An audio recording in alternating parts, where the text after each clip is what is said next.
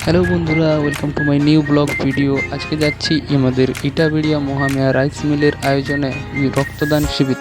তাই সকাল সকাল স্নান করে রেডি হয়ে বেরিয়ে পড়েছি ইটাবেড়িয়া যাওয়ার জন্য। রাইস মিলে যাওয়ার জন্য আমি ব্যবহার করব আমার এই প্রাইভেট জেটটি, যেটিতে করে আমরা এখন যাব। তো চলো স্টার্ট, যাওয়া যাক। বাইরে এত গরম, মনে হচ্ছে যেন আগুনের মধ্য দিয়ে ছুটে যাচ্ছি। তাই মাঝ রাস্তায় একটা দোকান দেখে দাঁড়িয়ে একটু থামস আপ খেয়ে ঠান্ডা হয়ে নিলাম। তারপরে আবারও আমরা মিলের দিকে রওনা দেব। যারা আমার এই ভিডিওটা দেখছো অবশ্যই কমেন্ট করে জানাবে তোমরা কখনো রক্ত দিয়েছো কি না। আমি তো আমাদের মিলের নিমন্ত্রণে যাচ্ছি, কিন্তু আমি রক্ত দেবো না, কারণ 50 গ্রাম রক্ত আমার শরীর থেকে বের করলে আবার 100 গ্রাম রক্ত আমার শরীরে দিতে হবে। তাই আমি রক্ত দেবো না, জাস্ট তোমাদের ভিডিও করে দেখাবো কীভাবে রক্ত দেওয়া হচ্ছে বা কীভাবে শিবির আয়োজন করেছে সেটাই দেখাবো। চলো মিলে গিয়ে কথা হবে।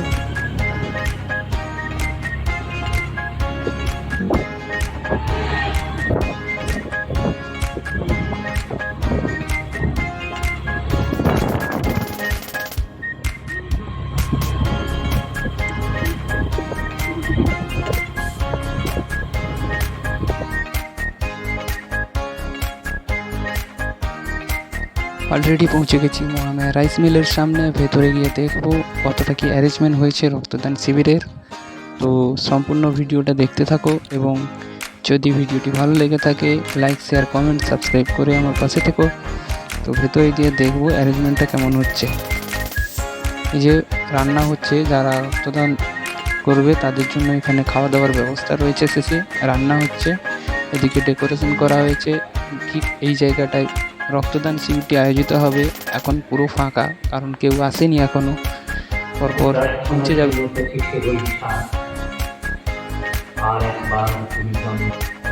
অলরেডি ব্লাড ব্যাংকের গাড়ি চলে এসছে এবং ওরা ওদের জায়গাটা ডেকোরেশন করে নিচ্ছেন। এইখানেই আমাদের রক্তদান শিবিরটি আয়োজিত হবে। অলরেডি রক্তদাতারা চলে আসছে সব এক এক করে। আমাদের মিলের স্টাফ ছাড়াও বাইরে থেকে অনেক রক্তদাতারা এসছেন যারা রক্ত দেবেন। অলরেডি আমাদের যেখানে রক্তদান হবে সেই জায়গাটা ডেকোরেশন করে নিচ্ছেন ব্লাড ব্যাংকের লোকেরা।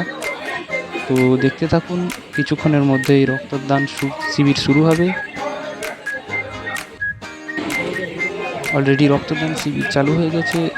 কিছু রক্তদাতারা রক্তদান করছেন, আবার কিছু সংখ্যক মানুষ রক্তদানের লাইনে দাঁড়িয়ে আছেন যারা এরপরে রক্ত দেবেন।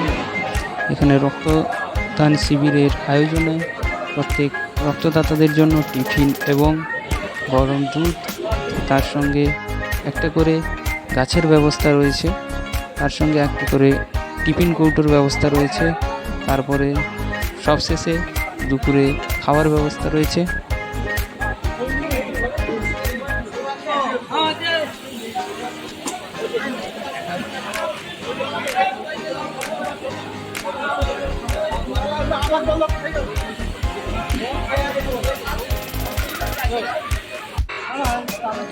সবশেষে যারা রক্তদান করেছেন এবং যারা সঙ্গে এসছেন অথবা নিমন্ত্রিত ব্যক্তিদের খাওয়ার ব্যবস্থা করা হয়েছে।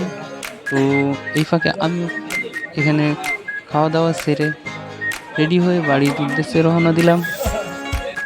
আজকের ভিডিওটি এই পর্যন্ত। লাইক, শেয়ার, কমেন্ট এবং সাবস্ক্রাইব করে আমার কাছে থাকুন। দেখা হচ্ছে পরবর্তী নেক্সট ভিডিওতে। Tata, bye bye.